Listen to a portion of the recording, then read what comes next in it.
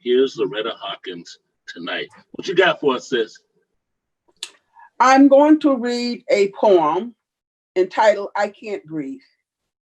And this poem was written at the killing of, I'm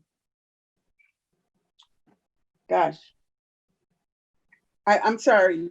Was it George Floyd or? The young man killed in New York. Oh, Eric Garner.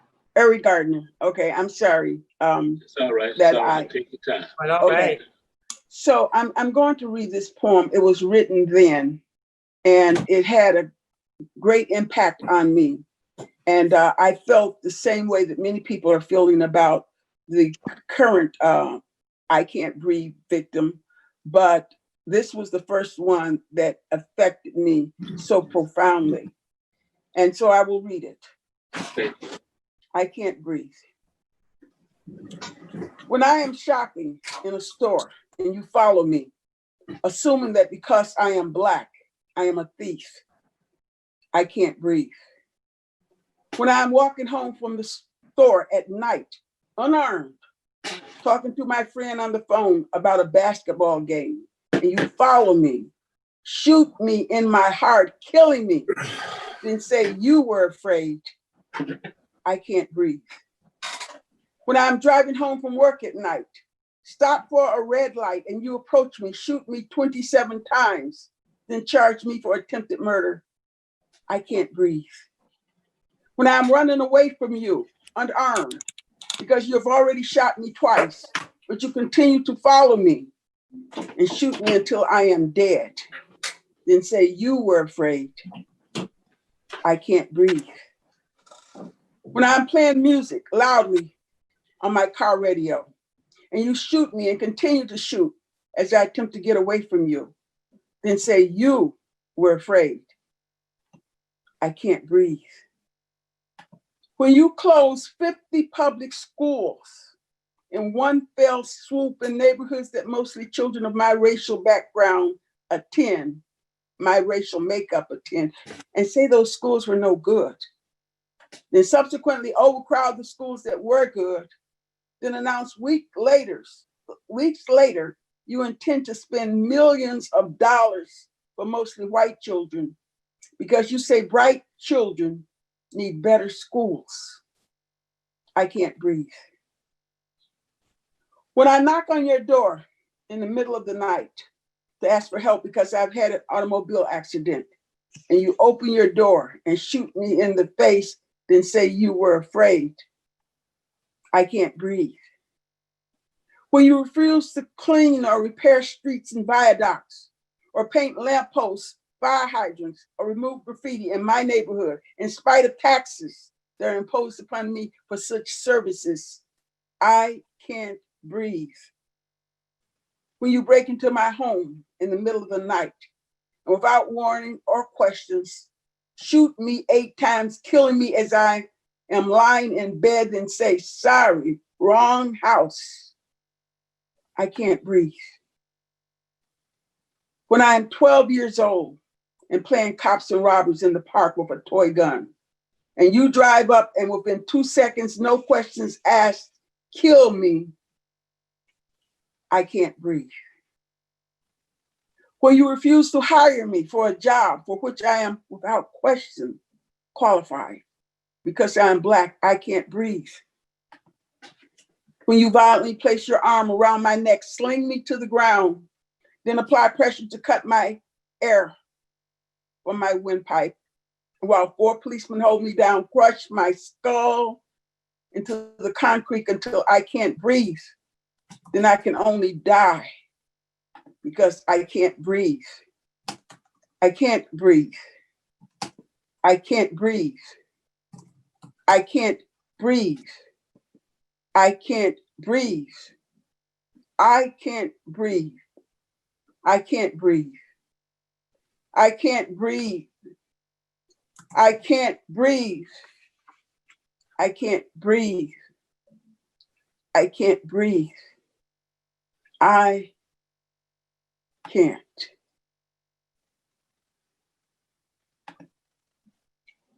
Thank you. That is that piece. That's And fire. I said I can't breathe 11 times because that is what Eric Gardner said. 11 times he said, and that is a very long time for someone to say I can't breathe, and the other human listening does not respond to that. It is profound. So that's why I wrote that poem for Eric Gardner. It's a powerful piece. May Eric Garner and Erica Garner rest in power. And we're sending love energy to Ramsey Orta. He is the young man that filmed what happened to Eric Garner, and he was imprisoned for it. And he will be released in July of this year. So we will make sure as a community, we rally around this young brother and all of you other warriors out there. So just wanted to say thank you for honoring the Garner family. Loretta, thank you Yes. for sharing that. You know, I got to meet your daughter, Dion, who is just a West Side theater legend out there at Austin Town Hall. She and I hit it off immediately. We actually made pieces separately that were almost the same. And then your name came into my inbox. I said, Loretta Hawkins, that sounds like Dion Hawkins. And you submitted your work to us, and you came up to our third floor studio in the Flatiron, and you gave me your books and your CDs, which I still have. And you sat down and you asked me if I knew about the Black Codes. And I said I did not know about the Black Codes. And I had no idea I was in the presence of a master teacher. I thought it was just a master artist. And you taught me about the Black Codes. And last week on my Being a White Ally co-conspirator, I passed on what you taught to me to 50 white people that have been gathering weekly to try to unlearn white supremacy. And I fear that people are going to get complacent again, and they're going to go back to their racist white supremacist ways. And what can you put in me one more time that I can bring to the people to remind us all about our humanity? And if you give me something, I'll bring it to 50 to 100 people. What can you share with me at this moment in our history, Loretta? Well, what I've been thinking of lately is that we are informed by the past. The present is informed by the past. And I think back to what has happened thus far as civil rights are concerned. And my mind goes to Bloody Sunday and what happened when civil rights marchers attempted to cross the Edmund Pettus Bridge and wanted to march from from Selma to Montgomery to protest violation of voting rights in the United States. And this was led by Lewis and Hosea Williams, but they were stopped and they were beaten. They were tear gassed. They were beaten very badly. This happened in 1965. So Dr. King stepped in 2 days later, and they attempted again. And it started with approximately 300 people. And Bloody Sunday, of course, started with 600 people, I'm sorry. And because they were beaten, Dr. King attempted again. And it was President Johnson who federalized the National Guard, the National Alabama National Guards, and protected the marchers. And so on March 21st, and I'm looking at my notes, 3,200 people attempted to march from Selma to Montgomery. Yeah. By the time they reached Montgomery, there were 25,000 marchers. And what happened then was phenomenal because people came from all over the world to participate in that march. People got on planes in Europe, Africa, all the continents, and came to that place to protest and to march. And I had not seen that ever before until today. When George Floyd was killed, it happened again. And I would like to say that I had written a poem, and the poem was called Take a Stand. And in that poem, I was employing humans. And I start off, humans, it's time we humans take a stand. Yeah. And I was thinking of this time and this place where humans came together, regardless of nationality, age, religion, sexuality, came together to protest for a common good. And so I wrote that poem.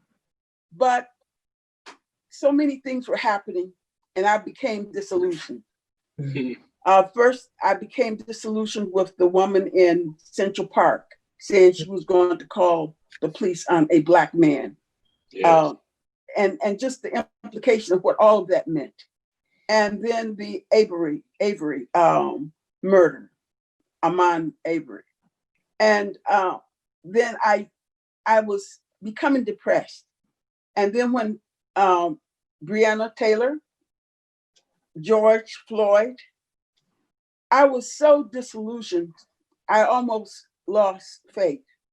And I wanted to call Anthony, to whom I had submitted this poem about humans coming together. I wanted to call Anthony and say, I can't say that poem. I can't put out a poem begging white people to act human. I can't do it. And then when George Floyd was killed,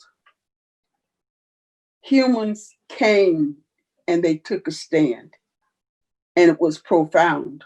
It was so emotional, I cried. Because it was everyone, again, it was a 25,000 marching from Selma to Montgomery, but on a massive scale. So I became undisillusioned again and realized that, yes, humans, I feel, and I have always felt, that there's more good humans than there are bad. And the ones that are bad are just disillusioned or lost or uninformed. And I believe that truly.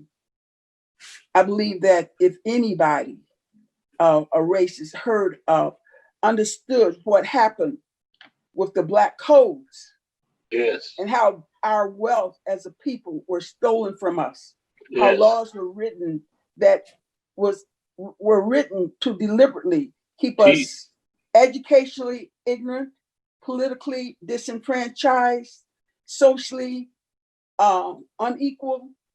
If anyone read those laws, Yes. where you would say the first law that all Black people ages 18 to 80 had to pay $1 tax a year for being Black. Huh. And this was 1 year after slavery. Oh, And they did not have $1. right. And so mass incarceration began. We were There you go. arrested by the tens, by the thousands, by the millions. Yes, talk That about is it. when mass incarceration began in this country. Yes. So I am so happy that everybody, and when I say white people, I'm not giving them more credit than I'm giving Black people who have been struggling. But I Right. feel that if you have a person who is down on the ground and you have 5 people kicking them, you cannot employ the person on the ground to solve the problem of not being kicked. Yes. It can only be solved by the people who are doing the kicking. Tell them. And so when white people stepped in and began protesting, not only here in Chicago, not only in Illinois, not only in the United States, all over the world, then I was gratified that humans have taken a stand. Yes. They have taken a stand. Yes. And it made me cry. Yes. It is beautifully profound what is happening. Yes. We, my And queen. Yeah. you think how things happen. That could not have happened without us being in a pandemic when people were not working. It could not have happened at any other time because people had to go to work. But these marches out there every night, every day, many of them do not have jobs or they're on furlough or whatever the case might be. But the events that are happening now are just amazing. We are living in extraordinary times, and you wonder, I wake up every day wondering, what is going to happen now? Well, hopefully someone will have seen this broadcast or streaming, hear your words, and be inspired to go just as hard as you are. Thank you for your enormous talent and spirit and teaching us. Thank you for that beautiful, beautiful piece, Firekeeper. Yeah. Thank you very much. Oh, my Thank you.